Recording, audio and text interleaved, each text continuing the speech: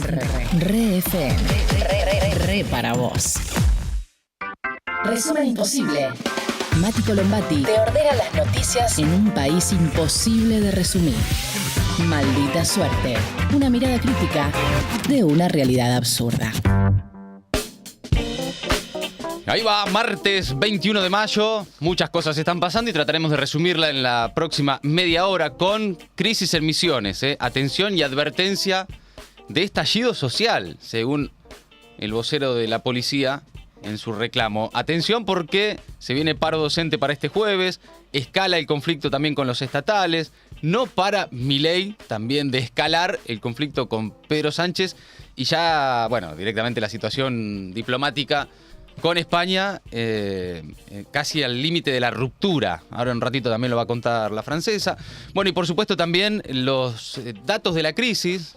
Sigue en caída la actividad industrial, la venta de medicamentos, datos de las últimas horas y un sector del círculo rojo que se empieza a despegar. Atención con esto, en un rato te lo cuento también. El dólar que se mueve y por supuesto, bueno, las cosas que suceden a cada minuto en la Argentina, tratando de resumirlas mientras ustedes le ponen un like a esto, dejan un comentario y arrancamos.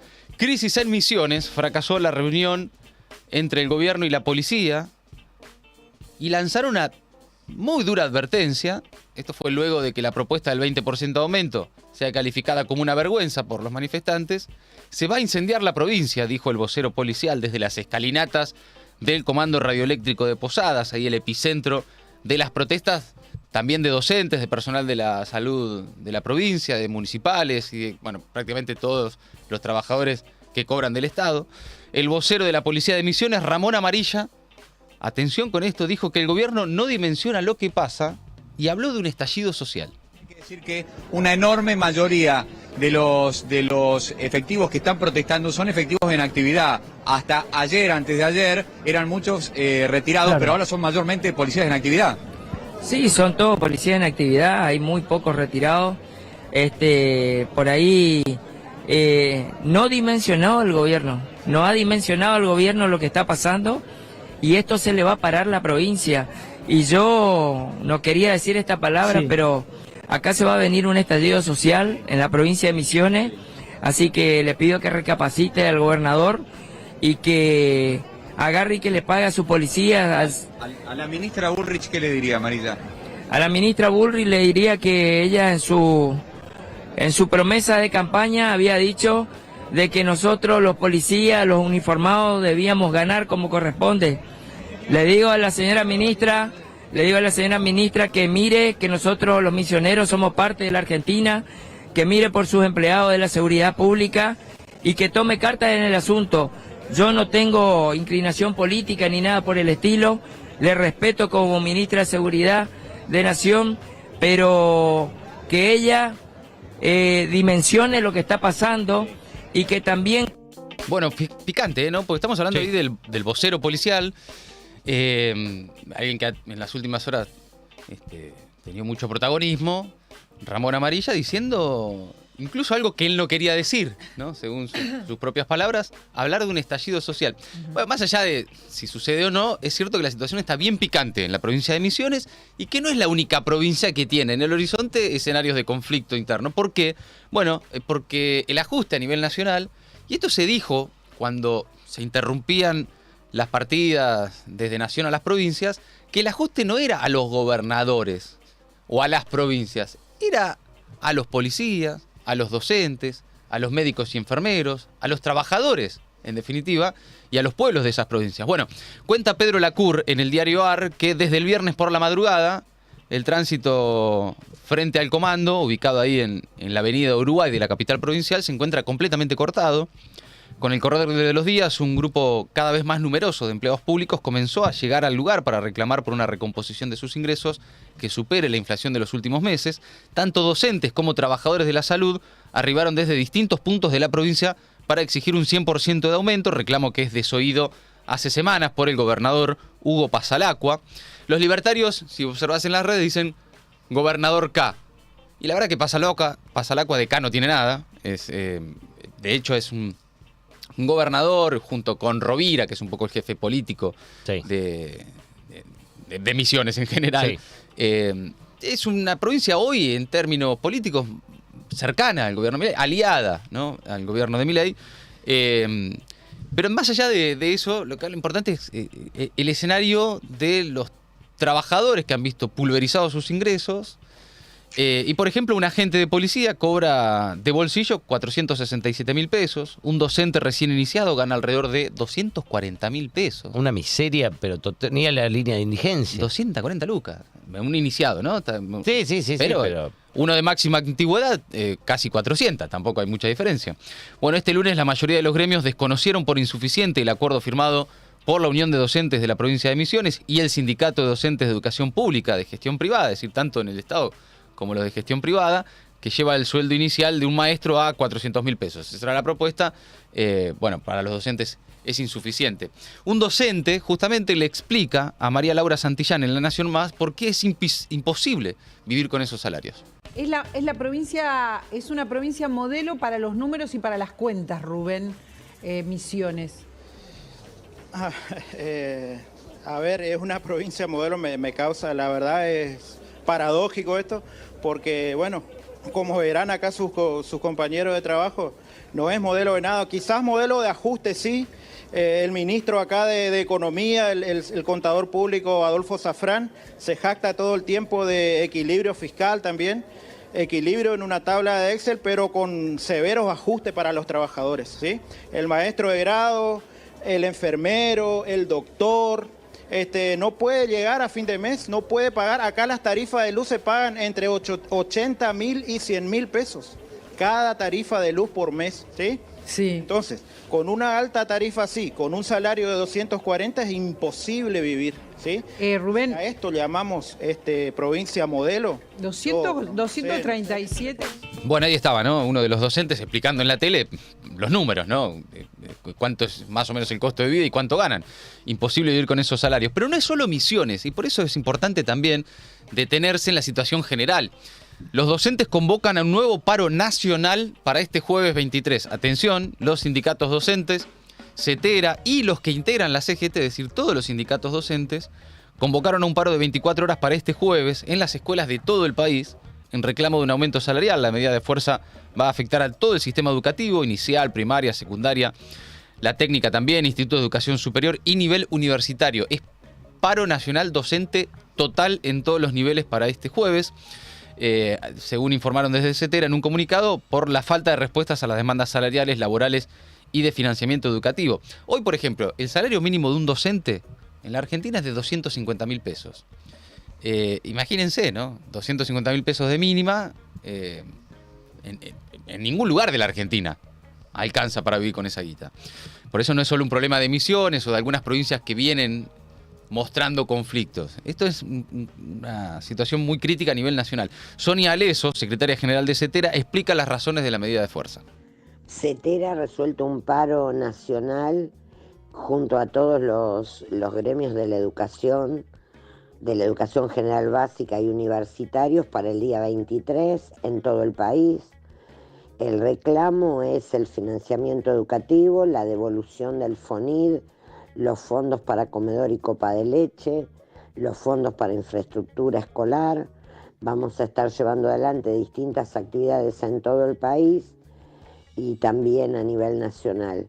Esto tiene que ver con que estamos frente al no aumento del piso salarial nacional, que es un tema que venimos reclamando, la convocatoria paritaria nacional, la devolución del FONID, algo que el gobierno nacional no ha querido tratar y se niega a tratar. Estos son los temas por los cuales vamos a estar parando en todo el país.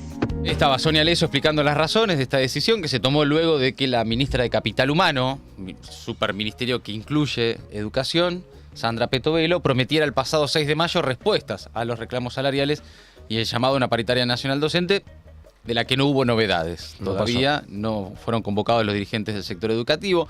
En paralelo, Diputados sesiona hoy para tratar el presupuesto de las universidades.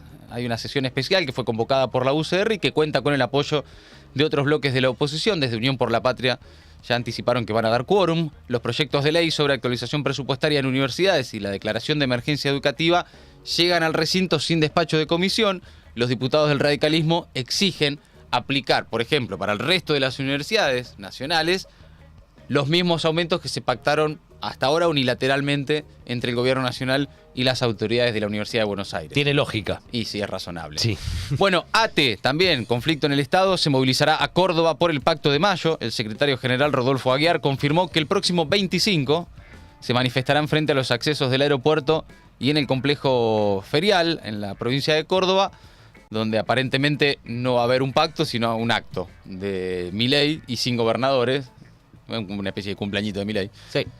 Nos es indiferente si es pacto o acto, el presidente tiene que saber que los estatales lo vamos a estar esperando, fue lo que declaró Aguiar a través de un comunicado. En la misma línea dijo que la ley bases y el supuesto pacto que tendría Milei con las provincias son instrumentos para garantizar mayor explotación laboral, extractivismo sin límites y más ajuste. El ataque, el agravio, el insulto a las trabajadoras estatales y a los jubilados es insoportable. Acá estamos en la calle, que sepa el gobierno que no nos van a detener, que si realmente parece que se cae, pero si van a firmar el Pacto de Mayo, nos van a ver en Córdoba, los vamos a estar esperando. Bueno, y el conflicto avanza. Mirá, Sanidad inició un plan de lucha esta semana en todos los establecimientos del sector asistencial por falta de acuerdo salarial. Según explicó el mismo Héctor Daer, que es secretario general del sindicato de la Federación de Asociaciones de Trabajadores de la Sanidad y además co-secretario general de la CGT, los saberes de la actividad vienen perdiendo por 20 puntos contra la inflación. Los trabajadores no podemos ser la variable de ajuste en el sistema de costo de los prestadores, dijo Daer en declaraciones al portal Infogremiales, y lanzó este domingo la Federación un plan de lucha en escala, que arrancó el lunes y el martes con asambleas informativas en todos los sectores y turnos para continuar el miércoles con paros de 2 horas por turno, el jueves 3 horas por turno y cierra la semana el viernes con paros de hasta 4 horas por turno. Vean ustedes cómo avanza la conflictividad sindical, se va poniendo picante la situación ya no solo en el Estado sino también en el sector privado. Y se conoció también en las últimas horas que diputados de extracción sindical formarán parte de la presentación de un proyecto de ley antidespidos. ¿Se acuerdan? Qué lindo, ¿no? Hablar de vuelta. Ley antidespidos. De ley antidespidos. Se va a presentar el miércoles en el Congreso de la Nación para intentar frenar los despidos tanto en el ámbito estatal como en el sector privado, ante la emergencia ocupacional que ya observan algunos de cara a lo que viene y el impacto de la recesión.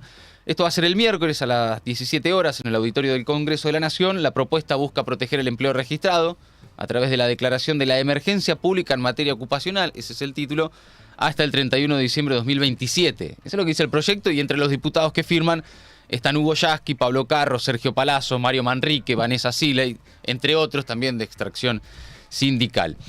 Bueno, y es parte de lo mismo, del mismo conflicto, del conflicto permanente y del ataque del gobierno al propio Estado, Milei y ese Estado que quiere destruir. Un nuevo ejemplo es el apagón de los medios públicos.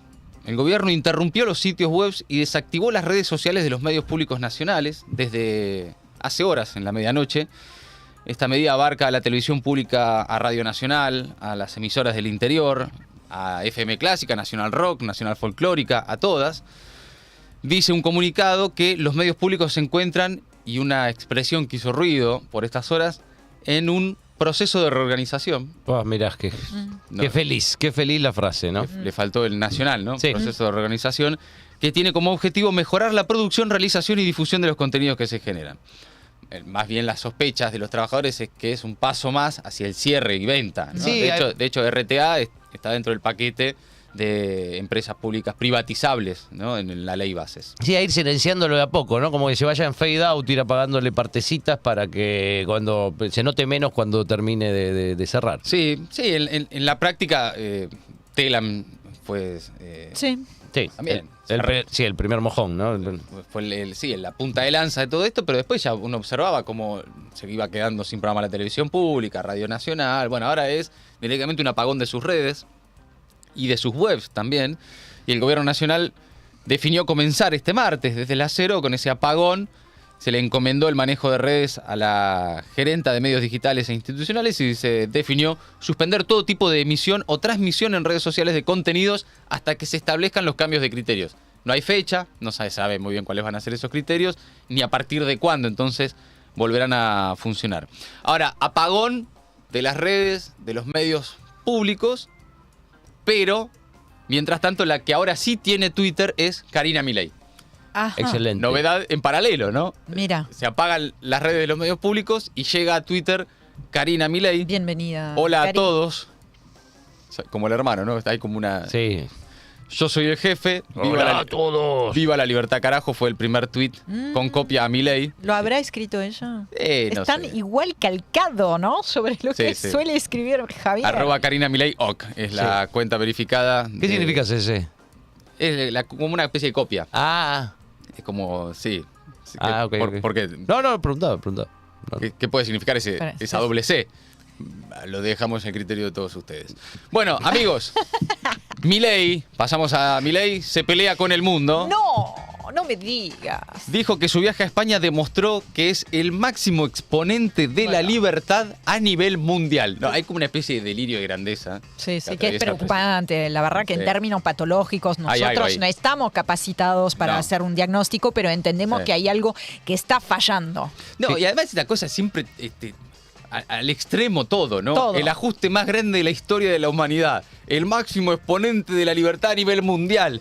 No, la falta de cariño de chiquito, ¿no? Que han tenido esta gente. El tema es que, claro, el tema es que lo diga él mismo. Que yo me acuerdo que Claro, Cavallo claro. tenía un obsecuente que después el hijo trabajó con Macri, que se llamaba Horacio Tomás Liendo, que Sí. decía, o en cuanto Canal lo imitaba, que Cavallo era el Maradona de la economía. O sea, lo decía Claro. por él. Pero lo decía por él. Pero tenía uno que lo decía por él, no Claro. lo decía, no iba Cavallo, decía, yo soy Maradona de la economía.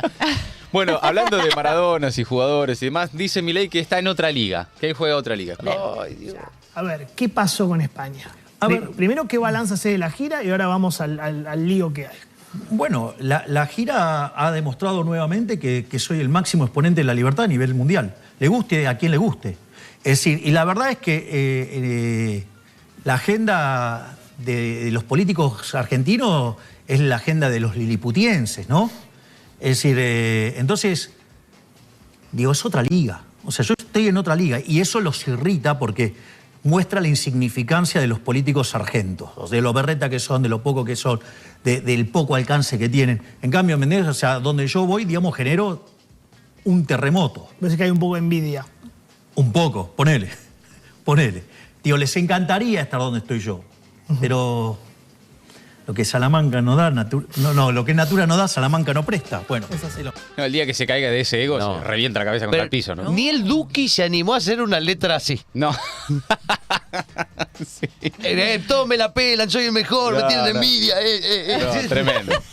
Bueno, también confirmó que el sábado no va a haber pacto con los gobernadores, no hay pacto de mayo porque no va a haber ley bases. Ahora aparentemente es el pacto de junio o el pacto de julio. Puede ser el 20 de junio, el 9 de julio. O tal vez como sugirió Axel Kicillof, que lo hagan el 4 de julio, el Día de la Independencia de Estados Unidos. No es mala. No es mala. El presidente va a encabezar el acto en Córdoba, no va a invitar a los gobernadores y parece que va a haber una especie ahí de... bueno, un acto más de Milei. Así todo, me imagino, muy grandilocuente, ¿no? Una especie de... comienzo de la historia, ¿no? Es como, no es al único que le ha pasado, por cierto, pero sucede que a veces quienes llegan a la presidencia creen que la historia arranca con ellos, arranca y termina con ellos. Bueno, luego la historia les demuestra que no es así. Bueno, Milei ratificó que no le va a pedir disculpas a Pedro Sánchez y culpó al kirchnerismo por el conflicto con España. Dijo que, bueno, todo esto está coordinado por el kirchnerismo porque Alberto es asesor de Pedro Sánchez. Una especie de teorías conspirativas. Los patitos. Sí. ¿Cuánto poder tiene el kirchnerismo? Sí, la verdad. Si tuviera tanto poder no se hubieran ido del No, poder. Ni siquiera lograron ganar en las urnas, pero tienen un poder para Sí. armar, ¿no? Ese complot internacional. Exactamente. Bueno, sobre la situación ahora con España nos va a contar más detalles Ori, pero Milei me dijo que la relación no la construyen los presidentes, sino que la construye la gente. A ver. Me han dicho negacionista de la ciencia, me han dicho misógino. ¿Sí? Perdón, hay un señor, Oscar Puente, ministro de Transporte, que dijo, yo he visto a Milei después de la ingesta de sustancias. Exacto. Bueno, entonces, hace poco más de un mes que vienen agrediéndome sistemáticamente. Es decir, es más, Cuando el ministro de ese, Puente, me hizo esta agresión, yo le contesté, y como se comieron un tortazo enorme y quedaron mal parados, salió a pedir disculpas, no Sánchez, que además, dicho sea de paso, te cuento que desde que asumí nunca me llamó para felicitarme. ¿Ah, nunca hablaste con Sánchez? Nunca llamó para felicitarme. Entonces, pero al margen de eso, ellos utilizaron todas estas cosas. Cuando vieron que eso les salió mal, ¿qué hizo el cobarde de Sánchez? Se metió abajo de la pollera a las mujeres y me mandó a hacer agredir por las distintas mujeres del espacio, ¿no? Como yo, digamos, o sea, dado que su asesor es uno de sus asesores es Alberto Fernández, sabe cómo lo vi venir, dije, están buscando este tipo de provocación para acusarme de misógino. Y digamos, porque esto también lo quiero decir, digamos, ahora cuando remato, digamos, voy a dejar bien claro qué es lo que está pasando. Okay. En ese contexto, digamos, lo que está pasando en España no es independiente del accionar del kirchnerismo acá. Es decir, esta situación está promovida desde el kirchnerismo, desde acá, justamente para armar revuelos acá en Argentina. Así que todo esto que se generó lo promueve el kirchnerismo. Está coordinado con el kirchnerismo. No tengas ninguna Bueno, duda. se tienen que poner de acuerdo. O el kirchnerismo es marginal y ya nadie le da pelota, o tiene un poder internacional capaz de generar cosas en otras partes del mundo. Espectacular. Sí. Bueno, ¿qué onda con España, Francesa? La verdad, chicos, hasta hace unos minutos no sabíamos hasta dónde podía escalar la crisis diplomática que abrió Javier Milei en España y ahora tenemos nuevos indicios. Por ejemplo, en España acaban de anunciar que dejan firme la decisión de retirar a su embajadora de Buenos Aires y escuchamos ese anuncio en boca del canciller español. Primero es que las instituciones españolas no hacen política, mucho menos política exterior, a través de tweets ni participan en ningún show. En segundo lugar es que el Gobierno se mantiene vigilante. La situación, como indicaba usted, no ha cambiado y, por tanto, les anuncio que retiramos a nuestra embajadora en Buenos Aires. La embajadora se quedará definitivamente en Madrid. Argentina continuará sin embajadora. Y finalmente, y para quien lo quiera entender, la colaboración siempre es más poderosa que la confrontación. Y con respecto a su segunda pregunta, analizaremos en detalle qué tipo de visita es la que quiere hacer Javier Milei a España. Desde luego, en su primera visita, el Estado español puso todos los medios necesarios para acogerle con la hospitalidad y con la dignidad que merece el cargo que representa. Bueno, se pudrió todo. Claro, porque Javier Milei tiene previsto otro viaje en el transcurso del mes de junio, a finales de junio, para recibir un premio. Entonces, del lado argentino, Mati, vos lo acabas de explicar. En lugar de poner paños fríos, el presidente redobló la apuesta, ¿no? La ofensiva contra el gobierno, diciendo de Pedro Sánchez que es un cobarde.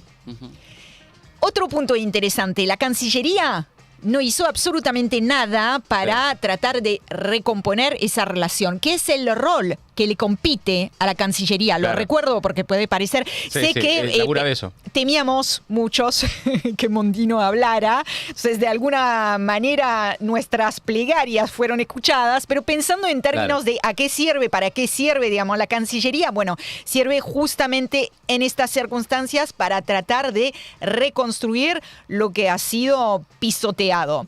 Sé además de un importante diplomático argentino basado en Europa que ni siquiera recibieron de Cancillería los lineamientos que suelen recibir en estos casos de grave crisis política y diplomática para saber qué responder, ¿no?, en caso de ser consultado sobre el caso. Claro.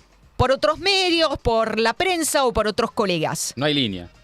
No hay línea alguna, no hay punteo, no hay política por parte de Cancillería. Del lado español, entonces, es el tema del que todo el mundo está hablando en estas últimas horas. Sí. El debate público estuvo absolutamente orbitando, girando en torno a lo sucedido. En ese sentido, Milei logró su efecto. Veremos las consecuencias de eso, pero logró el efecto que quería. Lo que llevó incluso a las grandes empresas, y ese me parece un punto interesante, que se reunieron con Milei el sábado, lo llevaron a rechazar públicamente los ataques de Milei. Vamos a escuchar al presidente de la Confederación Española de Organizaciones Empresariales, Antonio Garamendi, en una entrevista con la cadena SER, que denunció declaraciones fuera de tono. El sitio ni el lugar no es lo que se pide a dos países, en este caso amigos, hermanos, vamos a decirlo, y donde nosotros, además, en el ámbito, concretamente en este caso de las relaciones económicas, pues tenemos unos intereses muy grandes en Argentina, cerca de 18.000 millones de euros, ¿no?, de inversión. Somos vamos a decir, el principal inversor europeo, ¿no?, el segundo a nivel mundial. Y entonces, sinceramente, estas cosas, lo digo, verdad, es que no tienen absolutamente ningún sentido, y de verdad lo rechazamos de plano. ¿Sí? Mira vos, muy fuerte esto, ¿eh? Fuerte. Varios otros empresarios que participaron del conclave del sábado también se expresaron en ese sentido, desde la energética Naturgy, por ejemplo, desde Telefónica, BBVA, el Banco Santander, bueno, actores de peso, gente que claramente no se puede acusar, no se le puede acusar de ser comunista. No tiene Kirchneristas son. Kirchnerista, el complot kirchnerista llega hasta ahí. Los kirchneristas del Santander. Aparte, había sido la única actividad más o menos oficial que había tenido en ese viaje. Sí, que ¿no? medio que se sumó además a la agenda de Milei después de confirmar su participación en la cumbre de Vox. Claro. Él habló de una reunión fantástica o maravillosa, no me acuerdo cuál de esas dos palabras utilizó para calificar el encuentro. Y su comunicación, tanto oficial como paraestatal, era: los empresarios del mundo se desesperan por reunirse con Milei. Exactamente. No eran los dueños de las empresas, eran los CEOs, y ahora nos enteramos que tampoco tienen mucho sentido, según las palabras de uno de ellos, y que rechazan de plano todo lo que luego sucedió, ¿no? Sí, y como les decía, gente que no se le puede acusar de ser comunista. De hecho, el mismo Garamendi que escuchábamos recién, que habló en contra de Milei, es el mismo que denunció que las actitudes radicales vienen tanto de la derecha como de la extrema izquierda, después de que Yolanda Díaz, que es vicepresidente segunda, criticará el encuentro de los empresarios con Milei, posteando en X, en Twitter, un mensaje junto con la foto que se sacaron ese día, diciendo: hay dos ausencias en esta imagen, las mujeres y la decencia democrática, ¿no? Pegándole fuerte antes del revuelo diplomático del domingo. Esto fue un tuit del sábado. El gobierno de Pedro Sánchez, en este caso a través de Yolanda Díaz, marcando una diferencia clara con la iniciativa por parte de esos empresarios. Hablando de decencia democrática, entonces, repasemos. Para Santiago Abascal, de Vox, ¿no?, Milei lo hizo todo bien y más también. Para Alberto Núñez Feijóo, del Partido Popular, ¿no?, los conservadores, la derecha tradicional, la actitud de Sánchez es semejante a la de Milei. Equiparó los dos demonios, sí. Los dos demonios, ¿no? En una especie de ejercicio de contorsionismo para marcar diferencias con Vox, que claramente es competidor, al mismo tiempo que le pega al gobierno. Y para el gobierno, bueno, ya hemos entendido cuál es la postura del PSOE y de sus aliados. Es una cuestión de soberanía y de dignidad. Para cerrar ese panorama, le propongo que escuchemos el análisis de Pablo Iglesias, cofundador de Podemos, ex vicepresidente segundo y ministro de Derechos Humanos, que hoy es también director de Canal Red y que fue consultado por varios medios argentinos, ¿no?, sobre lo sucedido. En este caso lo vamos a escuchar en una entrevista con Tonietti. La izquierda tiene que entender que a figuras como Milei se les combate en el terreno ideológico y en el terreno cultural. Y yo creo que no tiene sentido alimentar permanentemente al troll. Milei venía a esto. Es, por cierto, lo que hace siempre. Milei ya no hace prácticamente viajes de Estado. El único viaje de Estado que hizo fue para ponerse un uniforme militar y decir que allá se las compusieran los argentinos. Los viajes que hace a que le den premios, a la presentación de libros, son viajes como líder de un movimiento cultural fascista y consigue al final acaparar toda la atención mediática y actuar como flautista de Hamelin. En referencia, ¿no?, al cuento, a la leyenda alemana. Bueno, ubicando lo sucedido en un marco más global del avance de la ultraderecha, ese libreto ultra del que nosotros también venimos hablando, y llamando la atención sobre no es un exabrupto de un personaje. Hoy se plantea a Milei como el representante, la figura estelar de un movimiento que avanza a nivel internacional. No, y es interesante la postura porque es una discusión histórica, por cierto, y algo que también se había dado en los 90 con Menem, que es las formas o el fondo. ¿Qué discutís? Sí. ¿No? ¿Qué discutís? ¿Las formas, la manera en que hace las cosas? ¿O la sustancia? ¿No? En todo caso, acá, como dice Iglesias, lo ideológico y lo cultural. Bueno, te podés poner a discutir con el troll o con lo que el troll dice, ¿no? En definitiva, o con lo que el troll representa. Sí, claro. Dicho, ¿no? Sí. Es interesante el punto, sí. No, le quería preguntar a Ori porque escuché a varios analistas ayer, una compañía, Mousset lo dijo también, Matías Mousset en Gelatina. ¿Esto puede ser que también esté un poco jugando Sánchez a esto, a levantarlo como Eso es lo que pasó dice acá Pablo Iglesias. Esto Sí. es lo que defiende efectivamente ese sector, digamos, la idea de que, de hecho, le pegó en esa misma entrevista, yo traje un fragmento nada más, pero acusó al gobierno de Pedro Sánchez de victimizarse y de estar hablándole a su electorado. En un contexto, recordemos, que es preelectoral, ¿no? De a pocos días, a pocas semanas de las elecciones del Parlamento están en campaña. Europeo. Allá están en campaña. Y también ha marcado el Pedro Sánchez, Pablo Iglesias, el doble rasero por parte del gobierno a la hora de expresarse con firmeza ante determinados exabruptos. Entonces dicen, está muy bien que ahora reaccione. ¿Qué pasó cuando, por ejemplo, la embajadora israelí atacó a integrantes de Podemos y los denunció por antisemitas y proterroristas porque se estaban planteando frente al gobierno ultraderechista de Benjamín Netanyahu? Entonces la cuestión del doble rasero también es parte, digamos, es parte de esa ecuación, de ese análisis que están haciendo algunos sectores. Bien, volvemos a la Argentina luego de escuchar que los empresarios españoles al final no estaban tan contentos con Milei. Vamos a escuchar ahora cómo el círculo rojo en la Argentina empieza a despegarse, o al menos algunos. El titular de FATE y Aluar, Madanes Quintanilla, criticó al gobierno y también al empresariado. Muy curioso, son estos tipos que hablan poco, ¿no?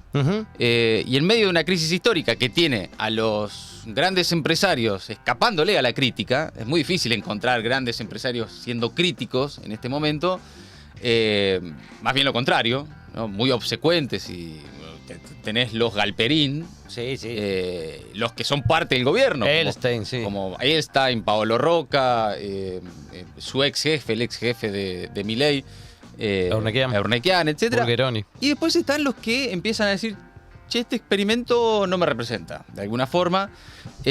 Más allá de lo que signifique también que lo digan y quienes dicen lo que dicen, ¿no? Esa es otra historia, pero Madanes Quintanilla pidió, por ejemplo, ser cuidadoso con el RIGI, el régimen de grandes inversiones. Dijo que la dirigencia empresaria es más un geriátrico que algo pujante y consideró un suicidio cortar relaciones con China. Fue muy crítico también en ese sentido. Se quejó de la desnacionalización de la economía. Se mostró a favor de trabajar abriendo los libros de la compañía y recordando ahí cómo hacían eso, por ejemplo, con Guillermo Moreno cuando era secretario de Comercio. Madanes, que, por cierto, la semana pasada despidió 100 trabajadores de FATE, reapareció en una entrevista con La Fábrica Podcast, que es un stream que crearon industriales jóvenes. Dijo que las pymes están mal y que hay que unirse para reclamar condiciones de competitividad razonables. A ver. Reconozco que no es el caso general. Una pyme grande, hoy no tiene forma de instrumentar una securitización. Vos abastecés miles de pymes. ¿Cómo andan las pymes hoy en Argentina? Mal. ¿Cuál es la caída del sector? En mi caso es 60-70% en la madera. Estamos en esos niveles, más del 50% seguro. Sí. Con un fenómeno que es muy difícil de determinar, porque había una sobreacumulación de stocks intermedios en función de la dificultad de asegurar el patrimonio, sobre todo el año pasado. Entonces, el sector pyme se ha protegido comprando insumos, muy por encima de lo que necesitaba para procesar los productos. Ahora se encuentra con un mercado recesivo y stock de insumos muy elevado. Entonces lo que está funcionando es en función de la caja, no de un balance económico. Eso es perverso. ¿Qué mensaje le darías a tus clientes entonces para aguantar una situación? Yo creo que no hay que aguantar.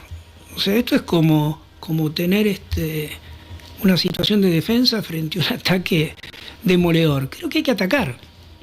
No, creo que hay que unirse para ir y reclamar condiciones de competitividad razonables y pelear en todos los sectores donde se han generado desbalanceos. Si nos quedamos con una actitud simplemente de resistencia, nos va a ir muy mal.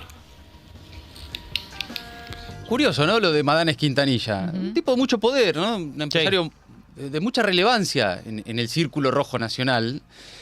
Y es curioso cuando ves que empiezan a coincidir tipos como Madanes Quintanilla con Héctor Daer o con sectores del poder económico, con el sindicalismo, con expresiones que puede uno escuchar de algún dirigente social. Decir, che, no hay que aguantar, hay que avanzar, hay que resistir. Buena lección política de un tipo muy poderoso, ¿no? Digamos, también es como piensa política y económicamente un tipo muy poderoso, ¿no? No hay que solo resistir, hay que pasar al ataque. Bueno, y dijo también, esto sí es una particularidad, que es un error gravísimo demonizar al sindicalismo. Escúchalo, Reivindico el rol del sindicalismo. Creo que hay de todo, no hay un... No todo el sindicalismo es bueno, pero tampoco todo el sindicalismo es malo. Creo que el sindicalismo en Argentina ha sido un fenómeno muy particular que uno no ve en otros países del mundo, y ha servido para de alguna manera ordenar la relación con el sector laboral. Pero yo le veo un rol importante, no creo que en las próximas décadas se pueda prescindir del sindicalismo o demonizarlo. Creo que ese es un error gravísimo. Bueno, al más capo del mundo mundial le empiezan a suceder y a aparecer críticas en la Argentina de sectores muy distintos entre sí, ¿no? Por ahora nadie ordena todo eso, nadie lo organiza, pero ya empezás a escuchar personajes del Círculo Rojo, del poder económico de la Argentina, despegarse un poquito y decir, che, a mí esto no me representa. ¿Qué significa eso? Veremos. Porque mal tampoco les va a ir, pero veremos qué significan esas advertencias. Bueno, hablando de advertencias, se mueve el dólar, ¿eh? El dólar blue subió 100 pesos en 3 jornadas y se acerca a los 1.200, mientras el oficial sigue quieto en 900. Tiene que ver esto también con lo que otro sector del poder económico le viene pidiendo a Milei, que es que devalúe. Sí. ¿No? Y le vienen advirtiendo que el famoso dólar atrasado, ¿no? que el dólar pisado y ese tipo de cosas que dicen los que tienen poder, sobre todo granos para exportar, cuando ven que no les conviene el dólar en el valor que está. A la suba, de hecho, no están exportando, está todo parado, está pisadísima la exportación de granos. Decíamos, es récord la venta de silobolsas en el centro del país. Están esperando que haya una devaluación que el gobierno niega, ¿no? Hay gente muy conspirativa, ¿no? Que dice que por ahí esto puede estar un poco buscado por el propio gobierno porque los exportadores de granos liquidan el 20% al dólar contado con liqui. Sí. Bueno, pero es parte también de un escenario que empieza a generar incertidumbre de vuelta, ¿no? Como siempre. Hasta ahora una de las certezas que te ofrece el gobierno de Milei es que tenía el dólar quieto. Claro. Cuando ves que se empieza a mover, decís, ¿qué está pasando acá? ¿Lo mueven? ¿Lo están dejando mover? ¿Se lo están moviendo? Bueno, veremos, porque eso impacta, por supuesto, en la vida cotidiana de todos nosotros y profundiza la crisis de Milei. Atención a los últimos datos. Cada día hay datos que verifican la crisis y la profundidad de la recesión a la que nos ha llevado el gobierno. La actividad metalúrgica registró en abril una caída en su producción de 19,5% interanual. Brutal. Y respecto a marzo, una disminución de 2,3%. Es una de las 4 bajas más fuertes de los últimos 8 años. Es una caída muy grande, solo superada por 3 de los meses más estrictos con respecto a la pandemia. O sea, vos tenés de los últimos 8 años, 4 meses de caída brutal. Los 3 anteriores habían sido en los peores meses de la pandemia. Ahora con Milei. Como para tener una magnitud, una dimensión de la magnitud de la crisis y del impacto que está teniendo la crisis ya en el sector privado, ¿no? Otro dato, los medicamentos de venta libre registraron una baja del 35% en sus ventas entre diciembre y abril. Se desplomó 35% la venta de medicamentos. Brutal. Y no es que la gente necesita menos medicamentos. Sí. No es que la gente se enferma menos o que milagrosamente se han curado. Porque Milei nos dio salud, viejo. Tal vez, o no. Bueno, el informe fue elaborado según estadísticas del Sindicato Argentino de Farmacéuticos y Bioquímicos. Esto está pasando, lo venimos diciendo, hablen con cualquier farmacéutico y van a ver casos testigos de gente que antes compraba la caja, luego compra la tableta, pasó al blister, del blister a la mitad, del blister cortame 2 y ya directamente por unidad. Casos, por ejemplo, como el medicamento para la presión, que dura un día, 24 horas, 48 horas. te tomás una hoy, mañana volvés a necesitar, pero ya no tenés. ¿Sí? Y empieza a observarse ya la interrupción de tratamientos. No es que dejan de comprar vallaspirinas, ¿no? O aspirinetas. ¿Se acordás? Están interrumpiendo tratamientos, ¿no? Un desplome brutal de 35% en la venta de medicamentos. Para cerrar, algo que no comentamos ayer, pero que es muy grave, pasa a veces medio por debajo del radar, pero hubo un acto reivindicatorio de la dictadura que ocurrió con autorización del Ministerio de Defensa en la ex-ESMA, donde funcionó el mayor centro clandestino de detención, hoy un espacio de memoria. Los organismos de derechos humanos adelantaron que van a realizar las gestiones necesarias ante la Secretaría de Derechos Humanos para aclarar si el acto contó con algún aval institucional y para que se esclarezcan sus motivos, de manera de impedir que vuelvan a suceder o que deriven en hechos perjudiciales para el espacio, es lo que dicen, y le piden explicaciones al ministro Luis Petri. ¿Qué pasó? Lo siguiente, escuchen.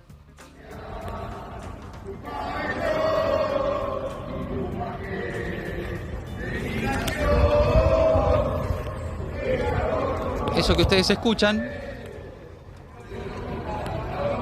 es un canto militar en uno de los playones centrales de lo que hoy es el espacio memoria, la ex-ESMA. Rodeando un mástil, la bandera argentina, a metros de, por ejemplo, el lugar donde Néstor descolgó los cuadros, a metros de el espacio de abuelas. Es muy impactante esto, Mati. Ese playón que está cerca también de la Casa de Hijos, donde estuvimos transmitiendo el año pasado. Es verdaderamente impactante, lo es.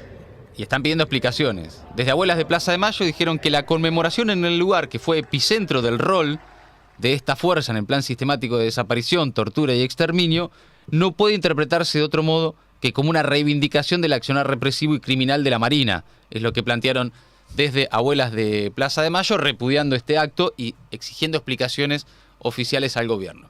Hasta ahí entonces, ¿cuántas cosas? El resumen imposible del día de hoy.